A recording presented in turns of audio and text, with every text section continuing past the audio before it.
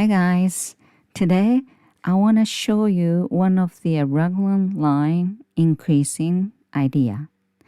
As you can see, top part is less stitch and bottom part is more stitch. That means, slowly increasing, just like regular Raglan line.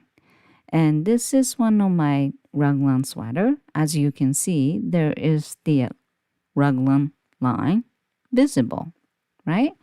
But sometimes you're getting tired of that line. So this way you can increase. Also, there's no raglan line. There you go. So let's get started, right? First of all, I'm not making any project at this moment. So I made 13 casts. And first and last stitch is just for the clean edge. So pattern itself is only within those 2 stitches, so 11 stitches. Okay, but it doesn't really matter. And I am going to knit in flat. So if you're knitting sweater, there's no wrong side, so be careful. Okay, so I made 13. Again, my written pattern in this video is only for 11 stitches. And before I move on, I add 2 markers to sandwich the center stitch.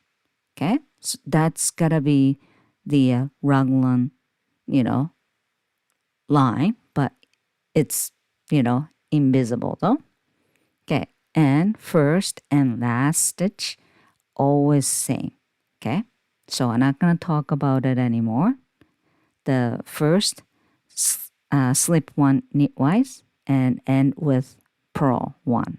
Okay, so preparation row will be wrong side all knit, and I am going to change the markers because I don't like that big clip-on marker. So I'm gonna switch to regular marker.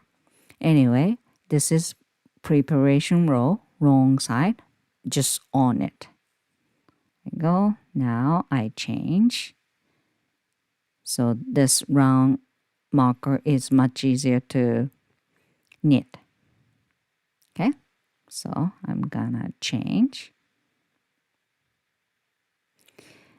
But I am going to yarn over around the marker sometimes, actually row number 3, I believe. And if you don't like it, you don't have to use the marker, but you have to know which one is the center stitch, raglan stitch. You know what I'm saying? And there you go. And row number 1. Okay, slip 1 stitch and knit until the marker. So all knit until you hit the marker. There we go. And then slide the marker, purl stitch, and slide the marker and knit. Again, the mid stitch is raglan stitch. Always 1 stitch. Okay? If you have 2 stitch in between those marker, you did something wrong. Okay? And row number 2, wrong side, knit over knit stitch, purl over purl stitch. So which means this is wrong side. So pretty much all purl stitch except the center stitch. Center stitch has to be knit. Okay? And row number 3, right side. Okay? Knit until the marker. Okay? Knit until the marker and then yarn over, which is increasing kicks in, and my written pattern says yarn over and bracket double yarn over. What do you mean by that? If I yarn over, which is, yarn front, and then next stitch will be purl, which means this is just a regular purl. So if you want a yarn over increasing from knit to stitch, purl stitch to purl stitch, then you yarn over once and then you wrap one more time. So that's why I said double yarn over. And then purl. And make sure the yarn over, it has to be outside. You know what I'm saying? There you go. Again, because the has to be one stitch in between the marker. So the yarn over is now outside. And then slide the marker, and again it says yarn over. But if I yarn over, okay, which means like that, and then knit, that's just a regular knit. So yarn over increasing from purl stitch to knit stitch, keep the working yarn front, and then knit. That's why I said yarn over bracket YF. YF means yarn front. So you have to make sure about this row. Okay, everything else, it's regular yarn over. Don't worry about it. Again, yarn over, both side has to be outside of the marker. Okay, and after that, knit until the end. And row number 4 is same as row number 2, but now yarn over is kicks in. So I just want to make sure about it.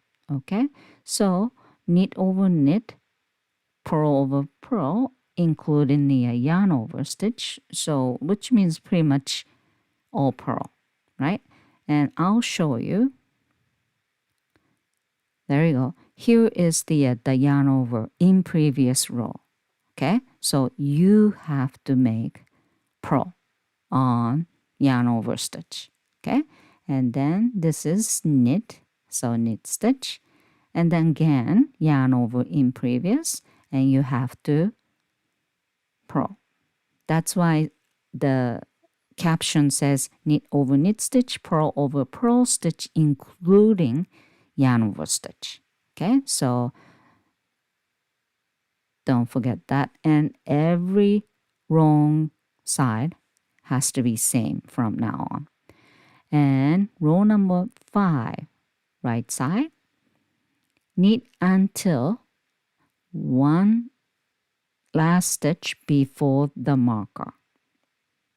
Okay, and then right there, okay, yarn over. And this time, don't worry because next stitch is knit. So yarn over and knit.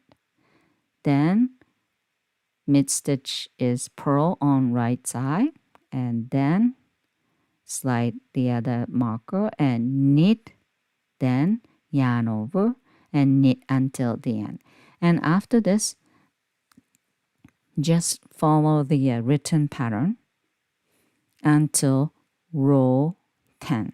Row 10 is the last row. Okay? And then after the row 10, you just have to repeat from row number 3 until row number 10. Okay, so I just finished the row 1 to row 10. So after that, again, you just repeat from row number 3 to row number 10 until your desired length. And I repeated, another 2 times, and there we go. As you can see, slowly increasing, just like raglan line, but there's no visible raglan line. Okay, so if you're getting tired of that raglan line, try this method. Okay, That's all. Bye for now.